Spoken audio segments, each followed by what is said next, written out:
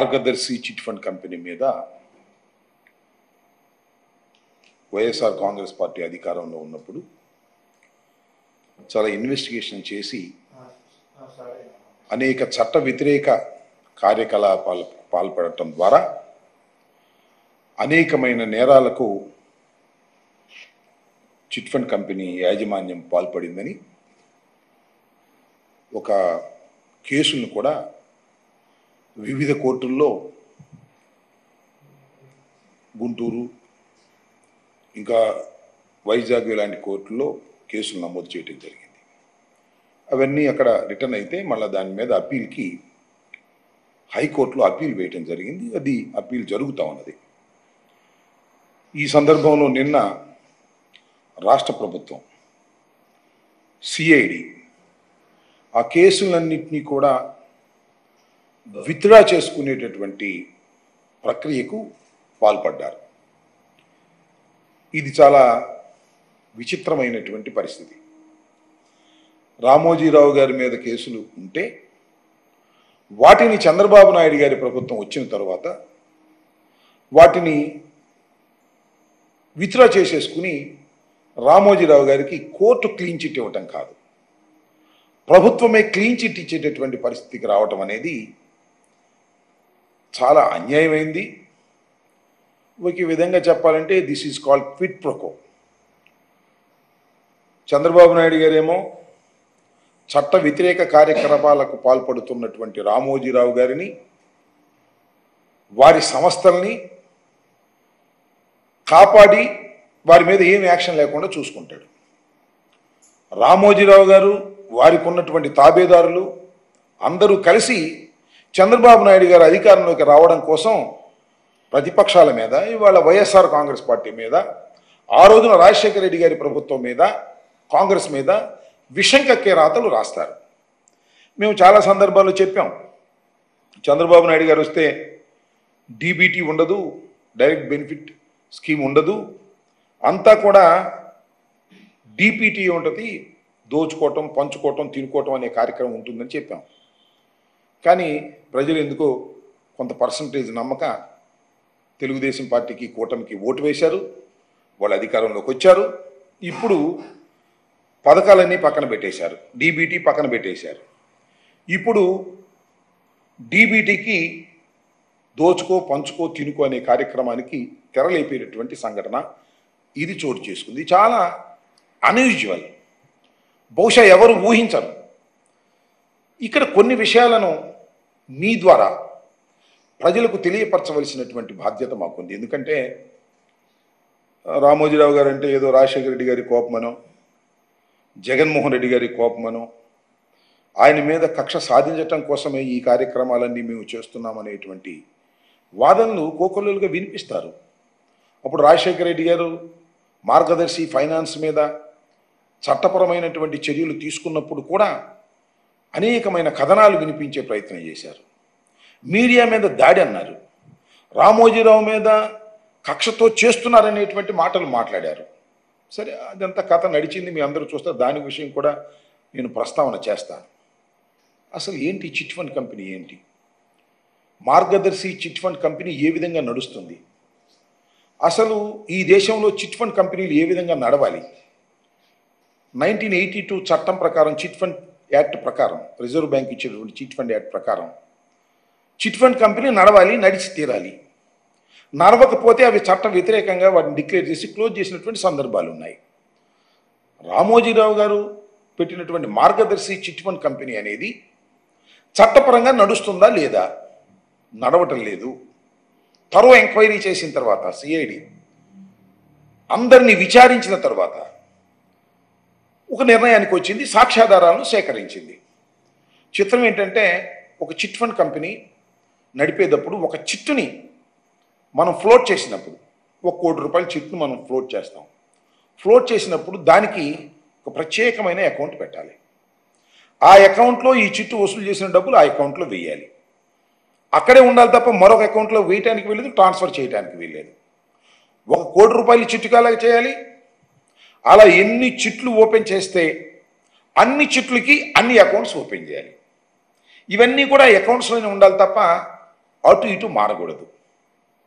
కానీ మార్గదర్శి chit fund company చేసింది ఏమిటంటే అన్నిటికీ కలిపి ఒకే అకౌంట్, ఎన్ని చీట్లైనా సరే ఒకే అకౌంట్ ఏర్పాటు చేశారు. అన్నీ ఆ అకౌంట్లో వేస్తారు. ఆ అకౌంట్లో ఉంచుతారా? ఉంచరు. ఆ బ్రాంచ్లో ఉంచుతారా? ఉంచరు. అన్ని హైదరాబాద్ షిఫ్ట్ చేస్తారు. హైదరాబాద్ షిఫ్ట్ చేసి ఏం చేస్తారు? రామోజీరావు గారికి అనేక కంపెనీస్ ఉన్నాయి, మీ అందరికీ తెలుసు. Usha Kiran movies, Ramoji film city, dolphin hotels, Priya foods, Eenadu ఇక్కడే కాదు, చాలా రాష్ట్రాల్లో కూడా ఉంది. ఇలా there are so many companies, చాలా వ్యాపారాలు ఉన్నాయి రామోజీరావు గారికి. ఈ డబ్బులన్నీ తీసుకెళ్ళి దానిలో పెట్టుబడి పెడతారు, మ్యూచువల్ ఫండ్స్లో పెడతారు, ఫిక్స్డ్ డిపాజిట్ చేస్తారు.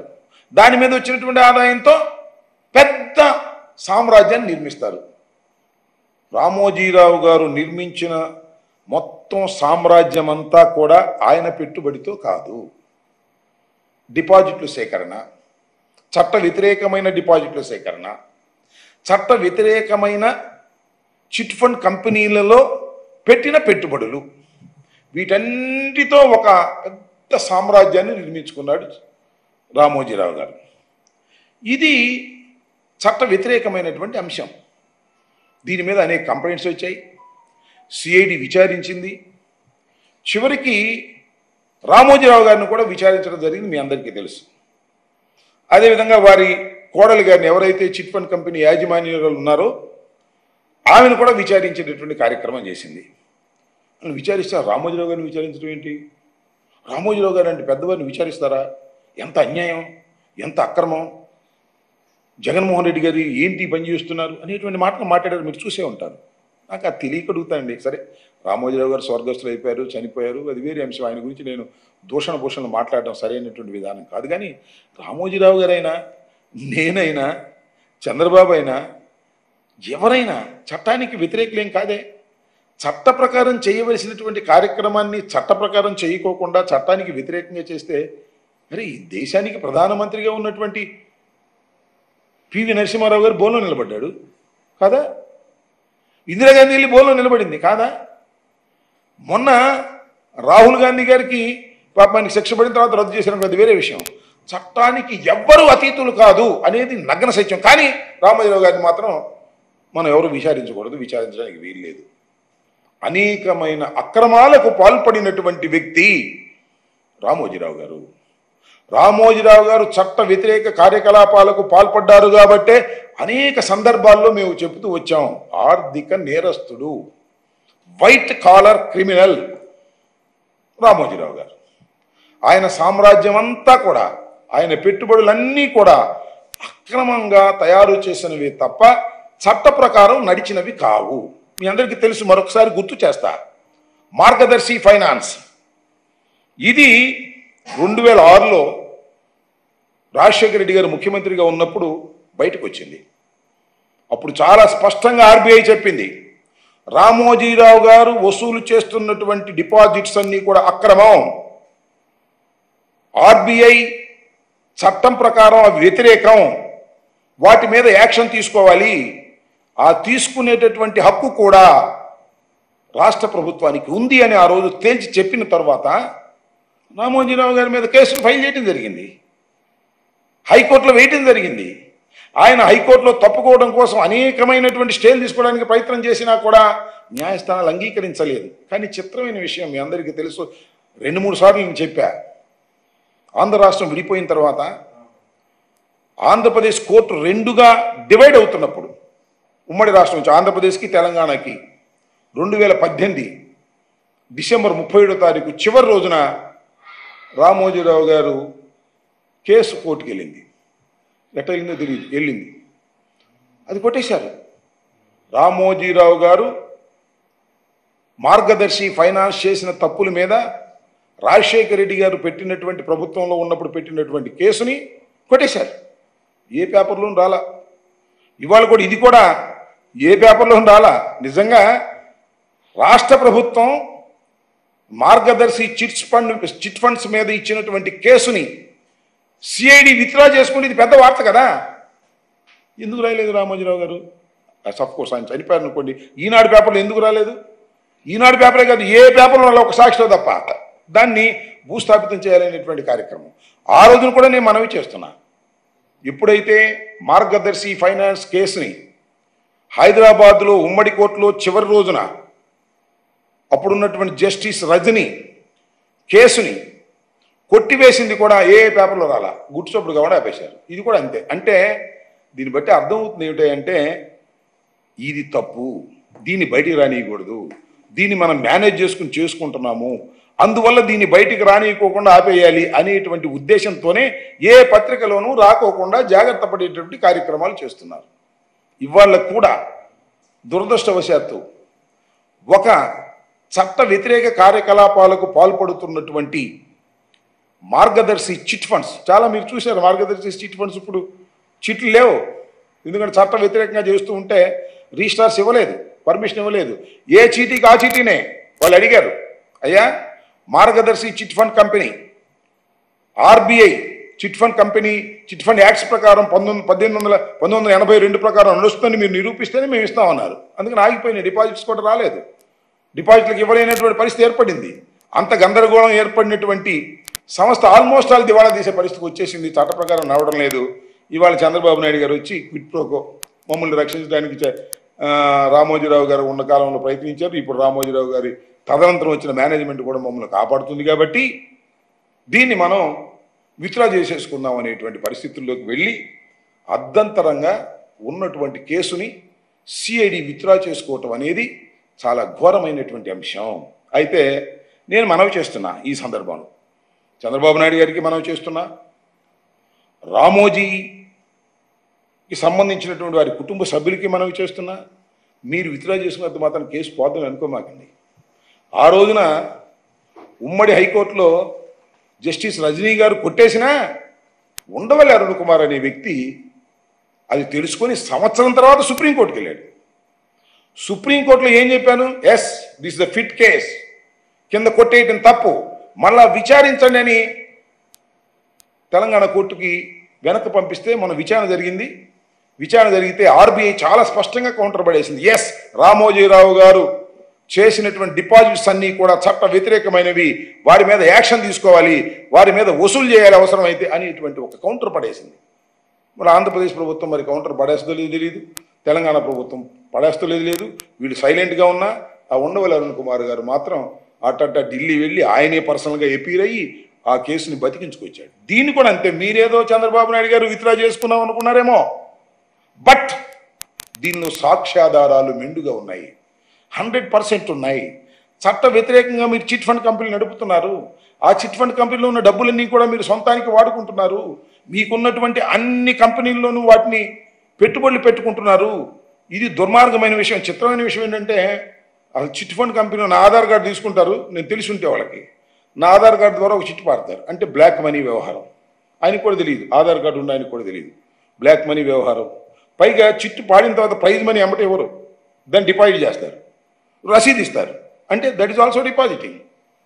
అదే మార్గదర్శి ఫైనాన్స్. ఈ విధంగా చట్టాలను మొత్తాన్ని ఉల్లంఘించినటువంటి వ్యక్తులు రామోజీరావు గారి ఫిలిం సిటీ, రామోజీరావు గారికి సంబంధించినటువంటి కుటుంబం అని మనవి చేస్తున్నాం. అలాంటి కేసుని వాళ్ళ పగడ్బందీగా విచారణ చేసి సాక్ష్యాధారాలను సాధించి కేసు పెట్టడానికి ముందుకు వెళుతున్నటువంటి తరుణంలో చంద్రబాబు నాయుడు గారు ఆ కేసుల్ని విత్డ్రా చేసుకుని రామోజీరావు గారికి సహాయపడాలనేటువంటి పరిస్థితుల్లో, వారి కుటుంబానికి సహాయపడాలనే పరిస్థితుల్లో, కోర్స్ రామోజీరావు గారు చనిపోయారనుకోండి, దానికి మార్గదర్శికి సహాయం చేయాలి, ఈనాడుకు సహాయం చేయాలనేటువంటి ఒక దురుద్దేశంతో ముఖ్యమంత్రి స్టేటస్లో ఉన్నటువంటి వ్యక్తి ఈ రకంగా చేయటం ఏమని ప్రమాణ స్వీకారం చేస్తాం మనం? బంధు ప్రీతిని వెండి పక్కన పెడతా ఉన్నాం. మరి ఇది ఏ ప్రీతితో చేస్తున్నాడో నాకు తెలియదు. ఇది చాలా దారుణమైనటువంటి నిమిషం. దీని మీద తప్పనిసరిగా ఎవరో ఉండవల్లి లాంటి వారు వస్తారు, లేకపోతే మరొకరు వస్తారు, లేకపోతే రాజకీయ పార్టీలు వస్తాయి. ఖచ్చితంగా దీన్ని ఖండించాలని రాజకీయ పక్షాలు కూడా దీని మీద న్యాయ పోరాటం భవిష్యత్తులో కొనసాగుతుందని నేను అభిప్రాయపడుతున్నాను. కాబట్టి రామోజీరావు గారు ఈ రకంగా చేసినటువంటి అనేకమైనటువంటి చట్ట వ్యతిరేక కార్యకలాపాలన్నిటికీ కూడా ఖచ్చితంగా ఏదో ఒక రోజున సమాధానం చెప్పవలసి ఉంటుంది. అంటే నేను ఇక్కడ ఇంకో విషయం, చాలా చాలా చక్కగా మేనేజ్ చేసుకోగలిగినటువంటి కెపాసిటీ ఉంటుంది రామోజీరావు గారి కుటుంబానికి కానీ, చంద్రబాబు నాయుడు గారికి కానీ, వీళ్ళందరికీ కూడా. అలా మేనేజ్ చేసుకుని ముందుకు వెళుతున్నారు తప్ప నేరాల నుంచి బయట కొట్టేంచుకుని వచ్చేటువంటి పరిస్థితి లేదు. దాన్ని ప్రజలు గమనించాలని, ముఖ్యంగా చిట్ ఫండ్ కంపెనీలు చాలామంది నడుపుతున్నారు కదా ఇవాళ రాష్ట్రంలో. వారికి ఒక న్యాయం, రామోజీరావు గారు ఒక న్యాయమా? చెప్పండి. నేను ఇంకో మాట చెప్తా. చంద్రబాబు నాయుడు గారికి విజ్ఞప్తి చేస్తున్నా. సిబిఐ మన రాష్ట్రానికి రావడానికి వీల్లేదని ఒక చట్టం చేశారు, మనం తీశారు అనుకోండి మళ్ళా. అలాగే చిట్ ఫండ్ కంపెనీ యాక్ట్ 1982 మా రామోజీరావు గారికి వర్తిందని చెప్పానండి. ఒక చట్టాన్ని తీసుకున్నామండి, ఎవరికి అభ్యంతరం లేదు. ఈ రాష్ట్రంలో నేను మనవి చేస్తున్న, ఈ రాష్ట్రంలో అనేకమైన కార్యక్రమాలు, మీరు ఇచ్చినటువంటి హామీలు, వాటిని నెరవేర్చాలి. అవి నెరవేర్చడం పోయి ఎట్టా రామోజీరావు గారిని కాపాడుకుందాం, ఎలా అవినీతి పనులను కాపాడదాం, ఎవరైతే నాకు ఎన్నికల్లో సహాయం చేశారో వాళ్ళ కాపాడుకుందాం అనేటువంటి ఒక దుర్బుద్ధితోనే ఈ ప్రభుత్వాన్ని నడుపుతున్నారు తప్ప చట్టానికి అనుకూలంగా ఈ ప్రభుత్వాన్ని నడపడంలో విఫలమవుతున్నారు చంద్రబాబు నాయుడు గారు. ఎన్నున్నాయండి మీరు ఇచ్చినటువంటి వాగ్దానాలు? తల్లికి వందనం శ్రీమతి రమారమణ గోవిందో, రైతు భరోసా శ్రీమతి రమారమణ గోవిందో, వాలంటీర్లు ఏమన్నా రేస్ వాలంటీర్లు అందరూ కూడా ఉంటారు, వాళ్ళకి 5,000 కాదు 10,000 ఇస్తా అన్నావు, ఉన్న ఉద్యోగం పోగొట్టావు. ఎన్నో హామీలు ఇచ్చి వాటినన్నింటినీ నెరవేర్చవలసినటువంటి మీరు హామీలన్నీ తొంగులో దొక్కి రామోజీరావు గారిని కాపాడదామా, వారి కుటుంబాన్ని కాపాడదామా, లేకపోతే తనకు సహాయం చేసినటువంటి ఈ దుష్ట చతుష్టయాన్ని కాపాడుకుందామా, వాళ్ళని దోచుకుని పంచుకొని తిందామా అనేటువంటి ధోరణిలో ఇవాళ చంద్రబాబు నాయుడు గారి ప్రభుత్వం పనిచేస్తుందని దీన్ని బట్టి మరింత క్లియర్గా అర్థమవుతుంది. వచ్చిన 3 మాసాల్లోనే క్రైమ్స్ చేసినటువంటి రామోజీరావు గారు మార్గదర్శి కంపెనీ నుంచి దాని మీద ఉన్న కేసుని విత్డ్రా చేసుకునేటటువంటి ప్రయత్నం చేయటం చాలా దురదృష్టకరమని ఈ సందర్భంగా నేను చెప్పదలుచుకున్నాను.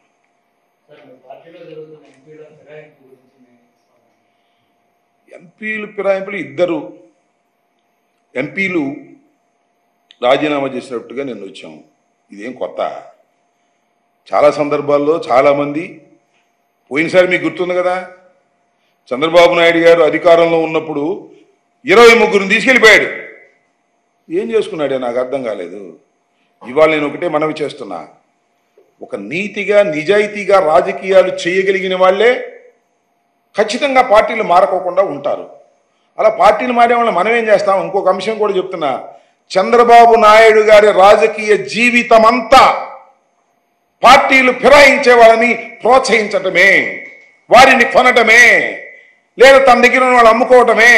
రాజకీయం అంటే అమ్ముకోవడం, కొనుక్కోవడం అనేటువంటి నీచ స్థితికి రాజకీయాలను దిగజార్చినటువంటి వ్యక్తి నారా చంద్రబాబు నాయుడు గారు.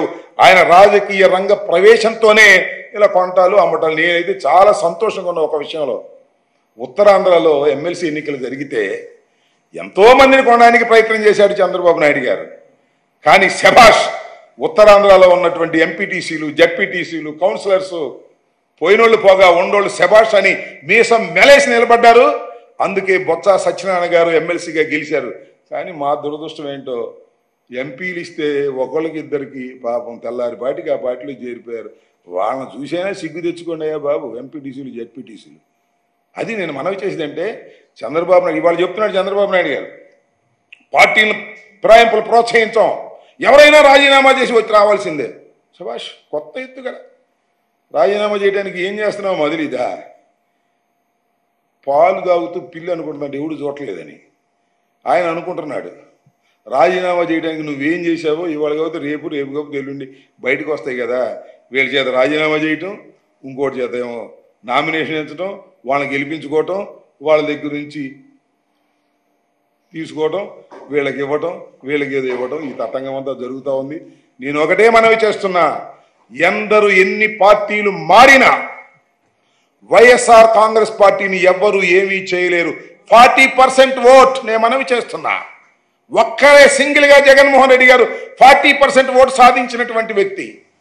అందరూ కలిసి వచ్చారు, 3 మామూలు కాదు, 3 కలిసి వచ్చారు. వారు కేంద్రంలో పరిపాలన చేస్తున్నవారు, ఒకరేమో అత్యంత పవర్ఫుల్గా ఉన్నానని చెప్పుకోబడుతున్నటువంటి మరి పవన్ కళ్యాణ్ గారు, చంద్రబాబు నాయుడు గారు, 3 కలిసి వస్తే మాకు 40% 40% మాకు ఓట్ బ్యాంక్ చెక్కు చెదరకోకుండా ఉంది. ఎంతమంది వెళ్తే ఏంటి, నాకు ఎంతమంది నువ్వు కొంటే ఏంటి, ఎంతమందిని ఎత్తుకుపోతే ఏంటి? We are not worrying about that అని మనవి చేస్తున్న పార్టీ ఫిరాయింపులు చేసిన వారు, నేను చెప్పాను మొన్న కూడా, పరువు పోగొట్టుకోవడమే తప్ప ప్రజాదరణ ఎప్పుడు వచ్చిన చరిత్ర లేదు. ఇది కూడా అంతే. వాళ్ళు కాలగర్భంలో కలిసిపోతారు. ఎవరో ఒకళ్ళు ఇద్దరు అదృష్టం ఉంటే బయటపడతారు తప్ప పార్టీలు మార్చిన వాళ్ళు, నైతిక విలువలకు కట్టుబడని వాళ్ళు కాలగర్భంలో కలిసిపోయినటువంటి సంఘటనలు కోకొల్లలుగా ఉన్నాయి. ఇది కూడా అంతే.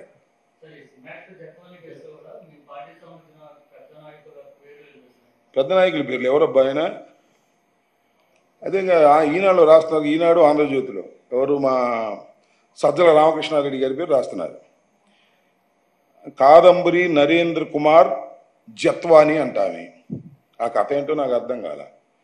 మొత్తం ఈనాడు, ఆంధ్రజ్యోతి, తెలుగుదేశం మొత్తం సజ్జల రామకృష్ణారెడ్డి గారి మీద పడిపోతున్నారు.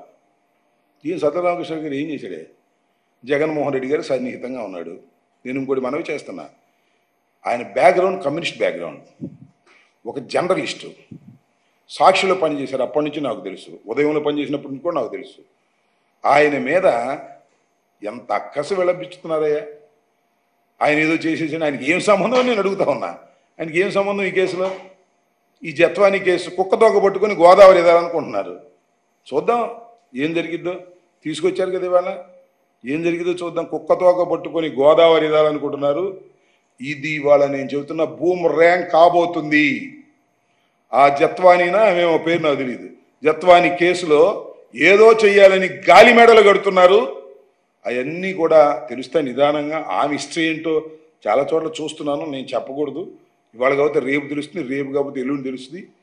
ఈనాడు, ఆంధ్రజ్యోతి, చంద్రబాబు అందరూ కలిసి మా సజ్జల రామకృష్ణారెడ్డి గారు మీద పడి ఆయన ఏదో చెయ్యాలనే తాపత్రయపడతా ఉన్నారు. మీరేమి చేయలేరయ్యా. ఎందుకంటే ఆయన ఏమి పాపాత్ముడు కాదు. ఆయన జగన్మోహన్ రెడ్డి గారికి సలహాదారుగా ఉండటమే పాపమా? నేను మంత్రిగా ఉండటమే పాపమా? మా మీద కక్ష సాధింప ఏమిటిది? నాకు అర్థం కాలేదు. చాలా దుర్మార్గమైన ఆలోచన చేస్తున్నారు. ఈ దుర్మార్గమైన ఆలోచనలు ఇవాళ బాగానే ఉండొచ్చు, టీవీల్లో బ్రహ్మాండంగా వేస్తున్నారు. కథలు ఏంటో, ఏం జరిగిపోతుందో, కొత్తగా ఉంది, బ్రహ్మాండంగా ఉంది, సెన్సేషనల్గా ఉంది అనుకోవచ్చు. నిదానంగా వాస్తవాలన్నీ బయటకు వస్తాయి. ఎవరేంటో, ఆమె పేరేంటి, జత్వాని ఏంటో, ఆమె కథ ఏంటో, ఆమె పూర్వపరాలు ఏంటో, ఆమె ఇంతకుముందు ఏం చేసిందో ఇవన్నీ బయటకు వస్తాయి కదా. అంత తేలిగ్గా ఉంటాయా? ప్రభుత్వం మీ చేతిలో ఉందని, మీడియా మీ చేతిలో ఉందని ఏదేదో కట్టుకథనాలు మీరు వినిపిస్తే అవి నిలబడతాయా? యాసిడ్ టెస్ట్కి నిలబడతాయా? ఇవాళ నాకు తెలిసి ఏమీ లేదు. నాకు అనిపిస్తుంది ఏంటంటే, చంద్రబాబు నాయుడు గారిని అరెస్ట్ చేశారు ఒక కేసులో. అమ్మ, చంద్రబాబు నాయుడు గారిని అరెస్ట్ చేయటం, అరెస్ట్ చేసిన అధికారులు అందరి మీద వీళ్ళకి కక్ష తీర్చుకుందాం. ఇదేగా చట్ట ప్రకారం పోయారు వాళ్ళు. నువ్వు ఏం చేసావు? నువ్వు స్కామ్కు పాల్పడ్డావు. ఆ స్కామ్లో నిన్ను అరెస్ట్ చేశారు. అది చట్ట ప్రకారం చేసినటువంటి అరెస్టు. అరెస్ట్ చేయడానికి ఉన్నటువంటి అధికారుల మీద, అరెస్ట్ చేయడానికి దోహదం చేసినటువంటి అధికారుల మీద, వారందరి మీద కక్ష తీర్చుకోవాలనేటువంటి ఆలోచన నేను చాలా చిత్రంగా చూస్తున్నానయ్యా. ఐపీఎస్లు కాదంట, వైసీపీఎస్లు అంట. ఏందో మరి ఐపీఎస్లు, ఐఏఎస్లు వాళ్ళని కూడా ఒక పెద్ద డివైడ్ చేసి పారేశాడు. జగన్మోహన్ రెడ్డి గారి కాలంలో ఎవరైతే జగన్మోహన్ రెడ్డి గారి దగ్గర పరిపాలనలో ఉన్నారో వాళ్ళందరూ కూడా వైసీపీ వాళ్ళు అంట. వాళ్ళు ఎట్లా వైసీపీలో అవుతారు? ఏ పార్టీ ఉంటే ఆ పార్టీ ప్రకారం, వాళ్ళ ఆదేశాల ప్రకారం, చట్ట ప్రకారంగా పనిచేసేటటువంటి వ్యక్తులే.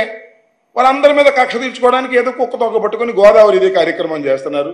పోలీస్ ఆఫీసును దీనిలో టార్గెట్ చేసే కార్యక్రమం చేస్తున్నారు. మా సజ్జల రామకృష్ణారెడ్డి గారిని టార్గెట్ చేసే ప్రయత్నం చేస్తున్నారు. ఇలాంటి ఉడత ఊపులకి ఏం భయపడమని కూడా ఈ సందర్భంగా నేను చెప్పదలుచుకున్నాను.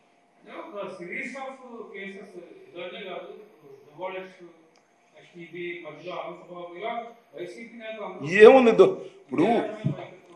దువ్వాడ శ్రీను, అనంతబాబు, లేకపోతే నా మీద పెట్టిన కేసు, నా మీద పెట్టి ఏంటి నాకు అర్థం కాల.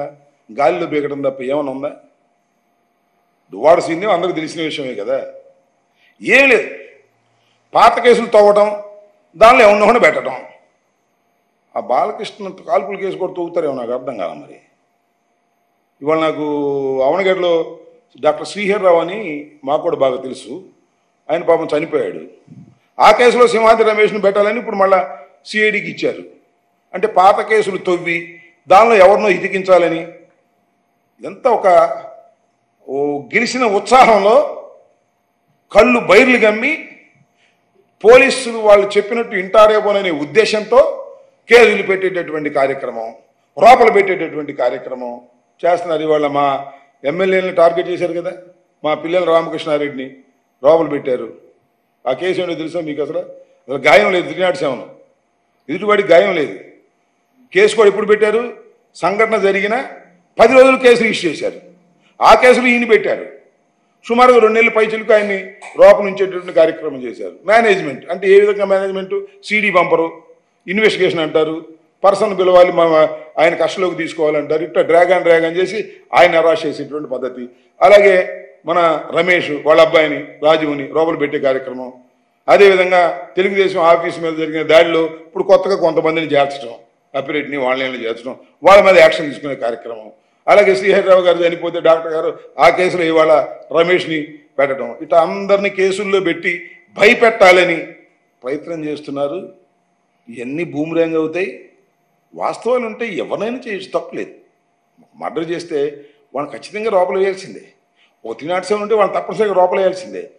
వాయిస్ చేసి కేసుల్ని వేసి ఏదో బెదిరించాలని మీరు చేసే ప్రయత్నాలు నిలబడతాయా? నిలబడవు. కాలగర్భంలో అన్నీ కూడా తెలుస్తాయి. చరిత్ర చెప్పిన సత్యాలు ఇవన్నీ కూడా గుర్తుపెట్టుకోమని మనవి చేస్తున్నాం.